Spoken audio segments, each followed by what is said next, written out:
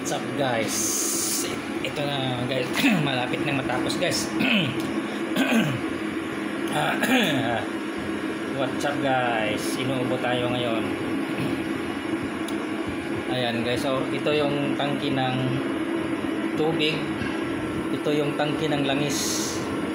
So ito sa taas, temporary lang to, tangki ng tubig, kaya mayroon siyang valve sa tubig ito.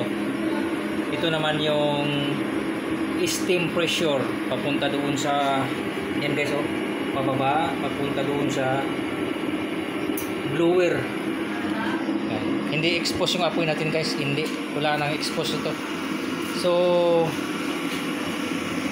yan guys, oh, yung pumapatak doon ay tubig, kasi dito, opo, ito yung langis. Ayan ang langis, hindi pa tapos. Hindi pa tapos guys yung papunta sa langis. Yan. So dalawa yung tangki niya, tubig, langis. Tapos ganyan yung pan. Malaki na to guys. Standard height. Pwede nating lagyan ng second floor na para bang stante. Ayan. So daming connection sa lalim, daming connection kasi may steam pressure tayo. Tapos ang kakagandahan nito guys, hindi mo na maamoy yung sunog ng langis kasi naghahalo na yung steam pressure, yung tubig, yung singaw ng tubig at saka yung hangin, naghahalo na siya pagbuga sa blower, kaya hindi na siya masyadong yung naaamoy natin yung fume, yung pinagkainan ng langis sa kala natin, kasi talaga mayroon talagang amoy. Ito nahalo siya. Ang apoy niya dito guys, para siyang orange, bughaw na orange, kasi steam nga siya, may halong steam pressure. Ayan oh, napakaganda guys oh. Kita nyo guys. Yan, hindi yan nagkuhan. Ayan, ayan. Pag nilakasan natin, namamatay. Nilakasan natin yung tubig, namamatay yung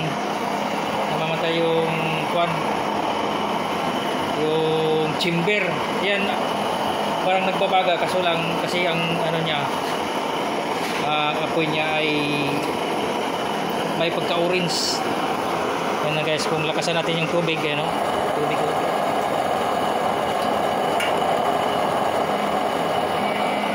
Ayan. Makikita nyo guys, namumula sa ilalim. Ano lang kasi, ang apoy niya pula. Kaya hindi naman siya nakakauling kasi para siyang pan eh. Ngayon lang ako nakadiscover nga nito na pula yung apoy at saka super init kasi pumapalo siya ng 600 plus. Yan, hindi na siya mabaho guys. Hindi mabaho yung niya, yung singaw niya, kasi naghahalo yung steam pressure, naghalo dyan sa hangin, kaya ang buga niya ganda. Hindi naman siya bughaw oh. Ayan oh. Ayan, ganda talaga. Hindi siya mabaho kasi naghalo na yung naghalo yung singaw ng tubig. Ang ganda to guys. Hindi siya nag-uuling kasi nakakulog naman oh. Hindi siya expose yung apoy, nakakulog siya.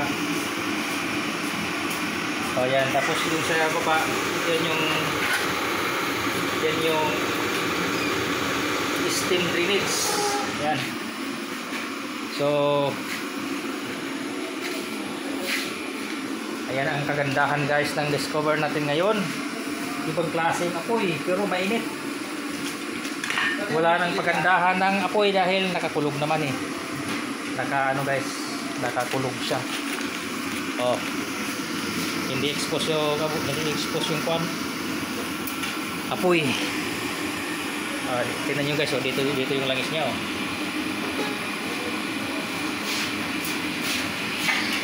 Yan ang langisan natin. Tapos yun doon tubig. Pero pag natapos na lang guys, lahat pakita ko na naman. mas maganda siguro itong ganitong klaseng apoy na ayun o, itong klase na huy, may tubig yung langis. Hindi naman nagbabaga yung chamber, hindi nagbabaga yan guys, namamatay pa nga siya kung sobrang ng lamig. Ganyan lang talaga yung apoy niya kasi steam, naghalo yung steam. Tsaka hindi siya wala namang uulingin dito, walang uling kasi kulog. Yan, tapos yung tambutso niya oh, nandito yung tambutso guys oh, dito yung lalabas yung tambutso niya. Oh, ito yung tubig oh, pwede nating lakasan, pero pag sobrang lakas patay ang apoy, lumamig yung chamber. Kaya tatamtaman na yan kasi yung kanya nakakot. Oh yan, tubig oh, tubig yan oh. Yan, tatamtaman lang yan. Kasi kung lakasan natin, mamamatay yung chamber, yung apoy pala. Tingnan nyo guys, so nilakasan ko, kunti na lang yung ganda yung apoy niya. Wala nang expose ng apoy, nakakulog yan eh. Yan yung modelo natin. Tapos dito sa tambutso, tingnan. Ayan guys, so tambutso niya oh. Ayan, init. Init. Oh. Tingnan nyo guys, tambutso niya ang layo yung tambutso niya, pero may apoy pa rin oh dito oh. Oh, ito na, ito yung papel. Ayan oh. Oh, nagpapaga oh. Oh, nagpapaga oh. Oh. Usukan na. Usukan na yung. Ayan guys oh. Ayan, oh, diba? Nagpapaga. Ang layo na yung kon, isang dangkal na yun oh. Kaya ang purpose balang araw ay gagawin ko itong ang tawag dun, yung oven pala, oven. So may maliit na oven dito para tinapay. Yan, kasi ang lakas ng supply ng init, grabe init dito. Yung init dito eh pumapatak din siya ng 300 plus ang init niya.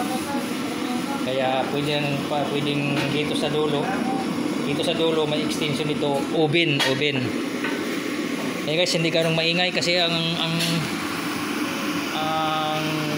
apoy natin ay nakacook. Whoops.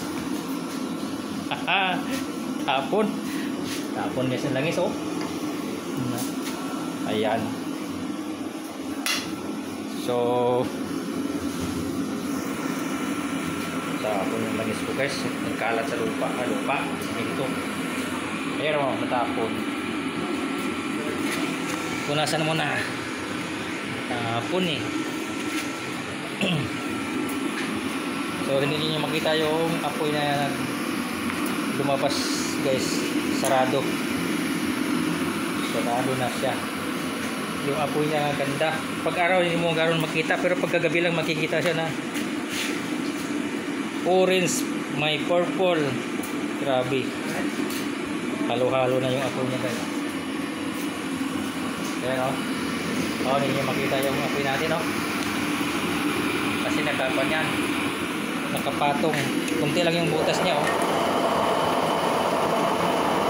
Hindi nagbabaga yung guys, hindi nagbabaga yung chamber yan. Apoy lang niya yan. Yung apoy na may pagka purple kasi may tubig eh, halong tubig eh. Yan, ganyan lang siya. Walang amoy kasi naghalo yung steam pressure, naghalo sa blower, kaya walang amoy. Palagay ko guys, mas maganda, walang toxic. Punasan mo natin yung natapon na langis. Oh, napakalakas guys yung puno. Dito yung tambutso. Lakas ng tambutso. Ayan o. Lutuin mo na yung prito. Ay. Yung kaso pulo niya o. Pinatalong o. Grabe o. Wala nang expose. ng apoy. Wala na, kulog na, sarado. Saradong sarado.